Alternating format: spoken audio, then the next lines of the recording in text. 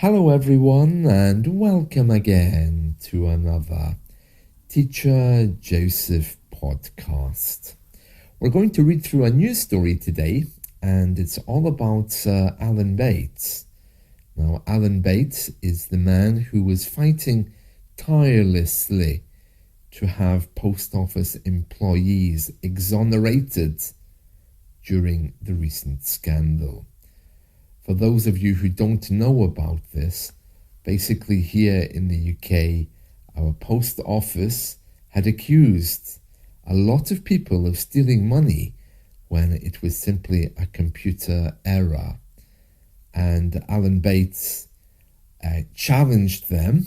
And when you challenge someone like, a sport opponent, or if you go to court because of someone's behavior, you basically take them on. Okay, so we're going to use the phrasal verb to take on when reading this report. So Sir Alan is in the news today because he's received a knighthood from the king because of his tireless efforts to have the post office employees exonerated.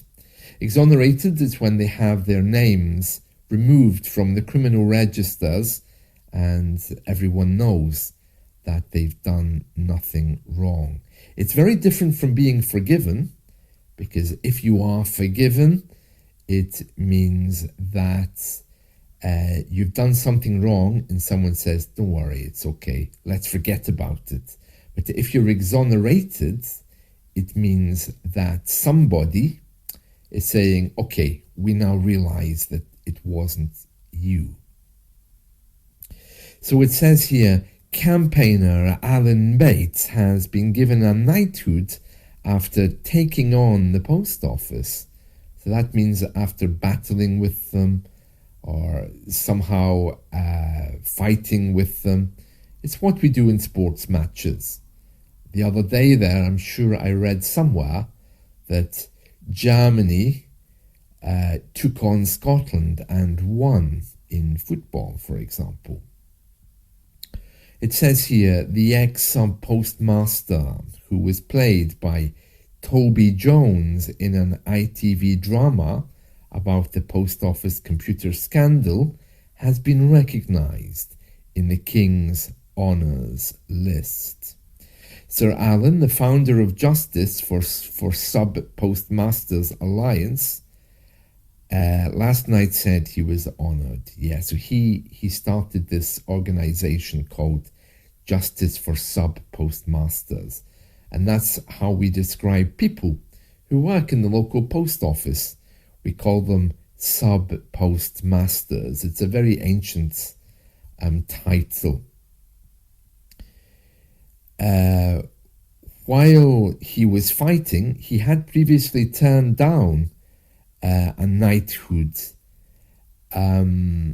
while one of the old post office bosses was around, because she was allowed to keep her King's honour for all the work she'd done for the post office. And because he was fighting with the post office, he said, it's not right that I take an award from the king while she still has hers, because she created all of these problems. And finally, I think Paula Venables, the old post office boss, I don't know if she had her award removed, because they can remove them for you, or whether they accepted her return of the award. I don't know how it worked, but finally her award was taken away, or she gave it back.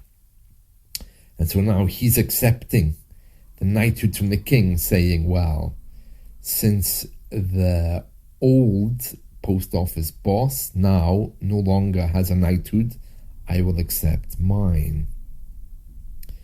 And he says here, a lot of people do seem to think that I should receive some sort of recognition for the work that I've done for them or on their behalf.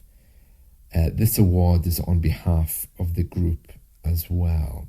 Oh, very interesting, very interesting. You know, there are many people who refuse to take awards from the king. I think the Beatles, when they were first offered awards, they didn't accept any of them back in the 60s because awards from the king is a little bit medieval. And these days it's associated with the British Empire. The old days, you know, when we were invading countries. So many people think, oh no, I wouldn't want one of those because it carries too much baggage, which means it comes with all kinds of problems. So yeah, there's a few people here, when they're offered knighthoods, refuse them. They just say, no, thank you, no. I don't recognize the king's authority over me, so why would I bother to receive an award from him? And there's a lot of that here. But Sir Alan, he first of all refused the award because the chairman, I think she was the chairwoman, or she was the boss anyway of the post office, she already had been given a knighthood. But once that was revoked, he then said, yeah, okay, so she's given hers back, so I'll take mine, because it's not right that she should have one. So yeah, very interesting. That whole post office scandal was indeed very, very sad. Now, that news story came from the Daily Star. And it says here, the highest award on the King's list went to former Prime Minister Gordon Brown, who has been made a Companion of Honour. Now, I've no idea what these awards are. I know that the OBE, the knighthood, is the Order of the British Empire, so you can hear why many people would have a problem with that these days. CBE, I don't know what that is, and Companion of Honour, I don't know what that's supposed to mean.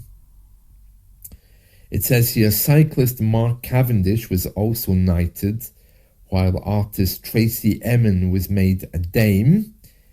Ex-football star Graham Souness became a CBE, while Duran Duran's Simon Le Bon was made an MBE. Oh, really? Simon Le Bon, huh? Yeah. So as you can hear, there isn't a particularly high bar that you have to try to cross to get a knighthood. You just have to become famous. But in the case of Alan Bates, I think he really deserves that. He did do a lot of work. Duran Duran did bring me a lot of happiness in the 80s. It says here, Countdown, that's one of our quiz shows.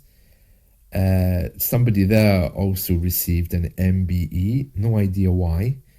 But these people have to be nominated. So I'm guessing the local governments in the area that they lived in must have decided that they wanted to recognize these people. Oh, very interesting. Very interesting. So, yeah, many people are against the king's decisions to give knighthoods. It's not actually his decisions anyway.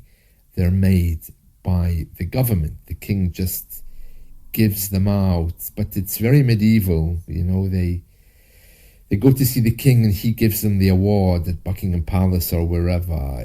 It's very out of date. And it's another one of these things which probably won't survive as we all become politically correct and make amends for our British past. Oh, very interesting. Duran Duran. Oh, yeah. I can't remember what they sang. I'll need to check on that. Yeah, I think I was getting them confused with Spandau Ballet. Because the big song that Duran Duran had was Hungry Like the Wolf. Oh yeah, I remember that. That was a song. when I was growing up, but I don't remember much else about them.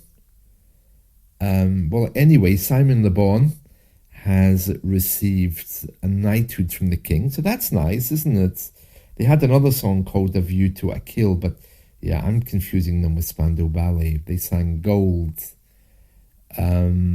which strangely is used in an advertisement here for washing up liquid. Yeah, a lot of the old songs come back as adverts, don't they? What was I listening to recently? Oh yeah, Eros Ramazzotti live in Palau de Sant Jordi in Barcelona. It was nice. The concert I heard yesterday. Yeah, I like Eros Ramazzotti, although that nasal sound he makes is a bit annoying sometimes. Sarah. Oh, yeah. Anyway, oh yeah, Celine Dion's in the news today as well. She says she's getting better. Oh dear. Yeah, well, there's a voice I won't be rushing out to hear. Yeah, she's in the news saying she's recovering. Oh really?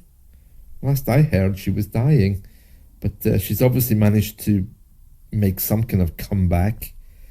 Well, anyway, so that's it from me today. I hope you've enjoyed this. So let's talk again soon. See you. Bye.